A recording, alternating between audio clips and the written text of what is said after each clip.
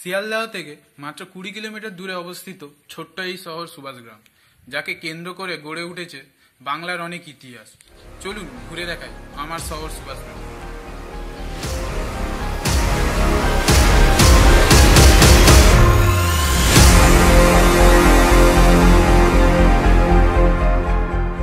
যে নামের উপর ভিত্তি করে সুভাষগ্রামের নামকরণ, সেটি হচ্ছে নেতাজির পৈতৃক বাড়ি।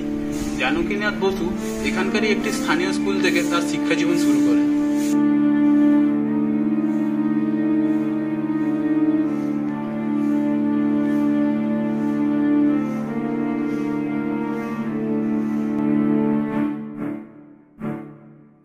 আমরা এখন আছি হরনাথ লাইব্রেরির সামনে, যা নেতাজির দাদু অর্থাৎ হরনাথ বসুর স্মৃতি উদ্দেশ্যে জানকীনাথ বসু 1327 সালে এই লাইব্রেরি প্রতিষ্ঠা করেন।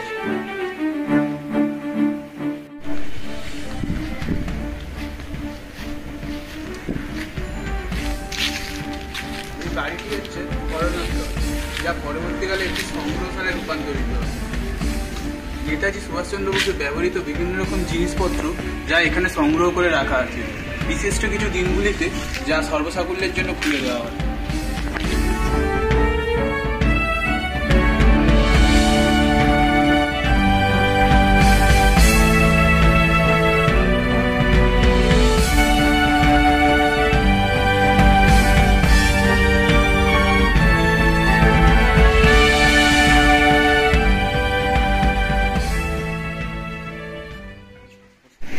আমরা এখন আছি হরিনাবি ডিভিএস হাই স্কুলের সামনে। এর প্রতিষ্ঠাতা পণ্ডিত দ্বারকানাথ বিদ্যাভূষণ ছিলেন সোমপ্রকাশ নামের একটি পত্রিকার সম্পাদক। যদিও এই স্কুল প্রতিষ্ঠার সঠিক দিন তারিখ এখনও অন্ধকারে রয়েছে, 1886 সালে এই স্কুলের প্রথম ব্যাচ এন্ট্রান্স পরীক্ষায় বসে, যা পরে এই স্কুলটির প্রতিষ্ঠা দিবস হিসেবে ধরে নেওয়া হয়। 1870 সালে স্কুলটির নাম ছিল হরিনাবি এইডেড স্কুল।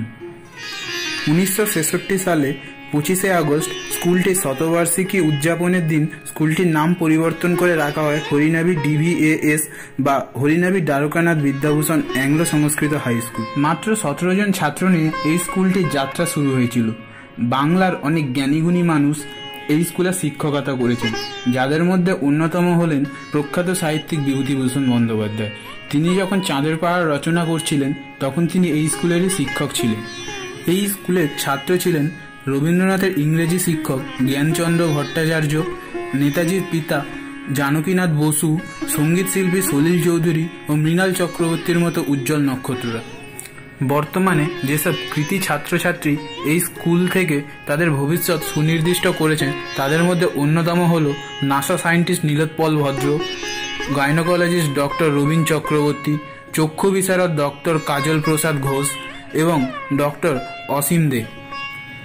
আমরা এখন আছি 1700 শতকের বাংলার এক জনপ্রিয় মুখ ও এক বহুমুখী প্রতিভার বাড়ির সামনে, পণ্ডিত রামনারায়ণ তর্করত্নের বাড়ি, যা হরিনাবি অঞ্চলে হরিনাবি রাজবাড়ি নামেও পরিচিত। এই রাজবাড়ি যার জন্য বিখ্যাত তা হল জগন্নাথ দেবের পুজো উপলক্ষে এখানকার রথযাত্রা ও প্রত্যেক বছর দুর্গাপুজোর জন্য। কোদালিয়া ও বারাইপুরের জমিদাররা প্রত্যেক বছর রথের সময় এখানে আসতেন এই রথযাত্রায় অংশগ্রহণ করার জন্য। রথযাত্রা উপলক্ষে এই হরিনাবি অঞ্চলে একটি মেলাও বসত, যা এখনও বসে, যার বর্তমান বয়স আজ প্রায় 100 বছরের পুরনো। এই রাজবাড়ির দালানে হওয়া দুর্গাপুজো একসময় এখানকার সবচেয়ে প্রাচীন ও সবচেয়ে বড় দুর্গাপুজো, যা বছরখানেক আগে বন্ধ হয়ে যায়। কোদালিয়া ও বারাইপুরের জমিদাররা প্রত্যেক বছর রথের সময় এখানে আসতেন এই রথযাত্রায় অংশগ্রহণ করার জন্য।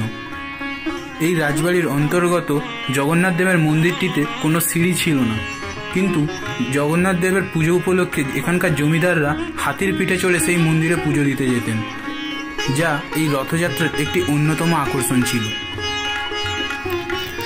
পণ্ডিত রামনারায়ণ তর্করত্ন বাংলার প্রথম নাট্যদল বঙ্গনাট্য সমাজের প্রতিষ্ঠা করেন। পরবর্তীকালে পণ্ডিত দ্বারকানাথ বিদ্যাভূষণ সংস্কৃত নাটকগুলিকে বাংলায় অনুবাদ করেন, যা এই নাট্যদল দ্বারা পরিবেশিত হতো।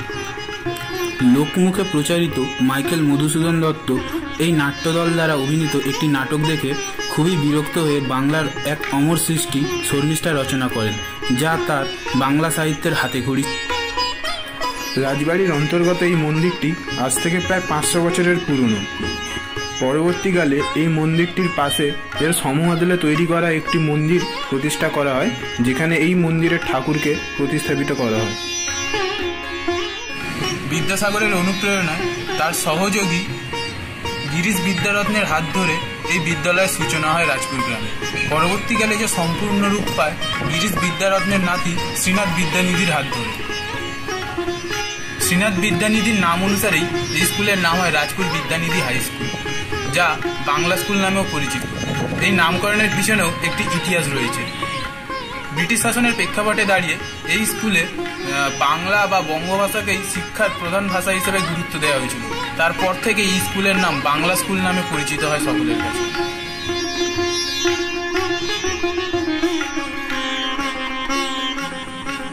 আমরা এখন আছি চিন্তামণিকর পাখিরালয়, যা কয়লার বাগান নামে পরিচিত।